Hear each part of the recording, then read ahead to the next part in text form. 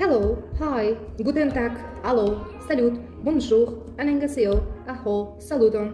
Bu nima qilyapti deb o'ylayapsizmi? Men ko'p tilda gaplash uchun harakat qilyapman, chunki bugungi energizerimizda xuddi mana shu narsa bizga kerak bo'ladi. Bu uchun nima qilamiz?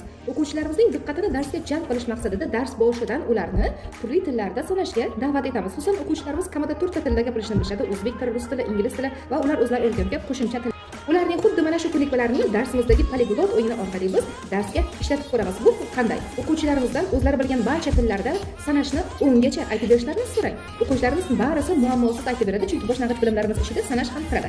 Shunda o'quvchilarga aytasizlar, tartib bilan doskaga yozib chiqasiz, qaysi tillar ketma-ketligini, misol uchun o'zbek, rus, ingliz, xitoy tili va ma'lum bir tillarni. Shunda o'quvchilaringizning vazifasi esa har bitta tildan bitta aytib 10 gacha sanab kelishlari kerak va ularning ixtiyorida 30 sekund vaqt berilgan. Mana shu 30 sekund ichida qaysi o'quvchimiz 10 gacha turli tillarda tezroq sanab kelsa, mana shu o'quvchimiz g'olib hisoblanadi. Misol uchun, kelinki o'zbek tili avval, keyin rus tili, keyin ingliz tili, keyin tojik tilini oladigan bo'lsak, men boshlab bersam 1, 2, 3, 4.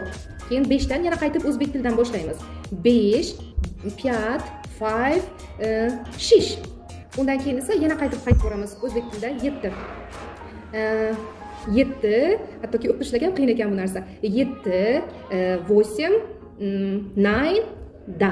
Demak, ko'rib turganingizdek, har bitta tildan bittadan misol aytib o'quvchilarimiz tezroq 30 sekund davomida kelishlari kerak. Albatta, buni o'quvchilaringiz bilan sinab ko'ring. Juda ham challenging, juda ham o'quvchilarimizning diqqatini bir joyga yig'ishga qo'l keladi. Albatta, siz ham sinab ko'ring.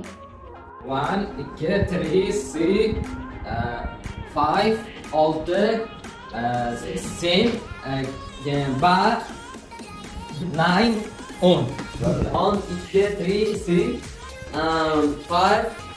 6, 7, 9, 10. 2, 3, 4, 5, 6, 7, 9, 10.